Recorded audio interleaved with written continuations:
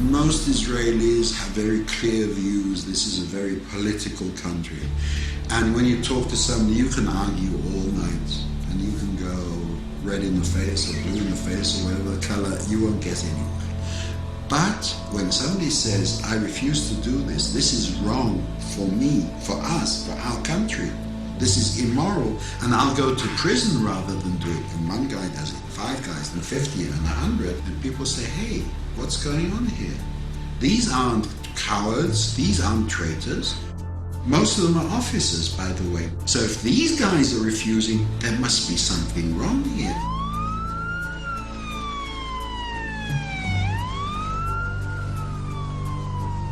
Nobody can argue with what I've seen. I mean, they may not like how I say it, or they may not like all the facts that I convey.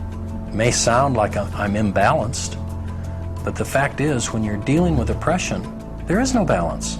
Even someone with a 20% open mind would reach the same conclusions that our commission reached. You could be pro-Israeli, and still, if you saw these realities, you'd have to have a completely closed mind not to come to the same conclusions that we reached. So the violence begins with the occupation. The opposition is resistance to the occupation. Resistance to violence is legitimate in any country in the world. I may disagree with some of the acts of resistance. I think some of the tactics are stupid. Attacks on Israeli civilians are stupid, immoral, and counterproductive. They should be stopped. We should not use violence whatsoever, because it really destroys our intentions, and it destroys our position, which is in the higher moral standing. We are the victims, and the world should not understand that we are the victims. Criticizing the Israeli government policy for assassinating people or for shooting children and maiming them, for thousands of children, that's not anti-Semitic, that's humane. We have to tell the truth about what's going on and say as clearly as we can, if you keep going down this path, you're going to destroy yourselves. No enemy will have to destroy you. You're rotting from within because of the methods you're using against innocent people. I don't think, even with the best video that you can make, Americans will really understand what it is like to be a Palestinian under occupation. I guarantee you, if you spend 1 week in Gaza or in the West Bank, you will understand it in a very profound way.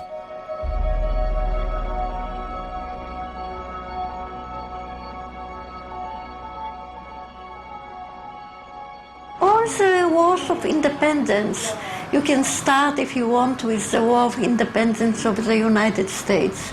They said no taxation without representation.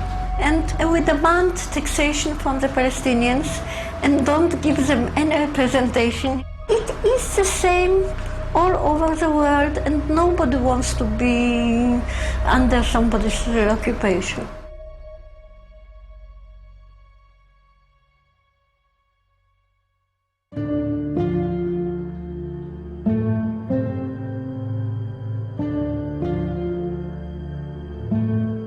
As an Israeli, we go to India and to South America to meet the Native American Indians. We're looking for these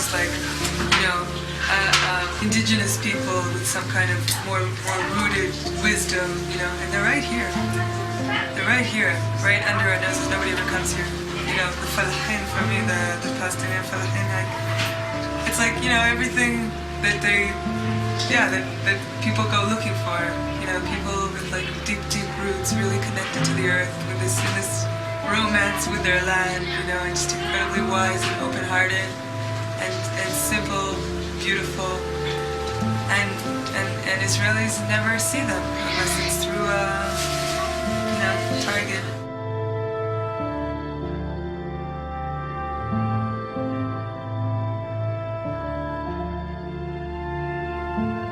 I wish that people knew what was really going on here, and I wish that people could see these people through my eyes. That's what often I'm looking at people and they're so incredibly beautiful. I'm just thinking, I wish that Israelis could for 1 minute see them through my eyes.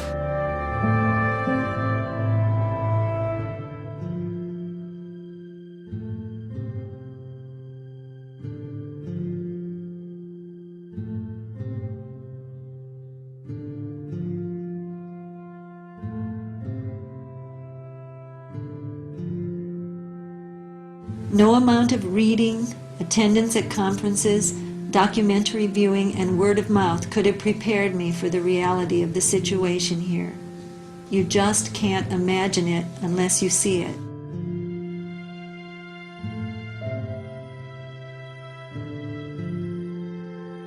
This is not at all what I asked for when I came into this world. This is not at all what the people here asked for when they came into this world. This is not the world you and Dad wanted me to come into when you decided to have me. This has to stop. I think it is a good idea for us all to drop everything and devote our lives to making this stop.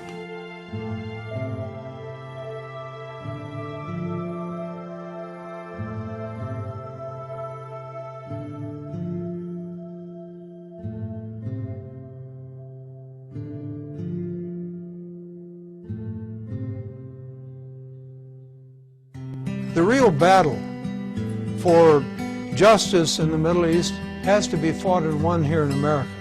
This is an American issue, because this is an issue of American foreign policy. The Israelis are talking about this, and I think it's time for Americans to realize they're the only ones not talking about it. And it's actually very dangerous for their own interest and for the interest of Israeli Jews here. Well, we're not going to be tossed in jail. We're not going to be tortured.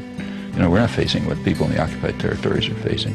If we decide we don't want to do it, fine. But then try to look yourself in the mirror and say, I'm a murderer. It's really high time for Americans to step up to the plate, to do whatever we can, encourage our government to take a strong initiative to end the occupation.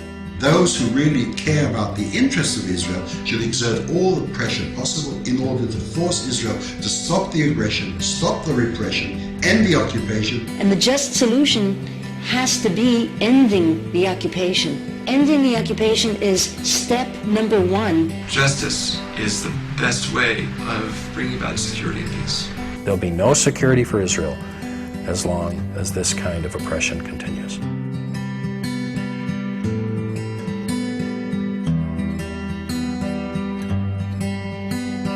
Close my eyes to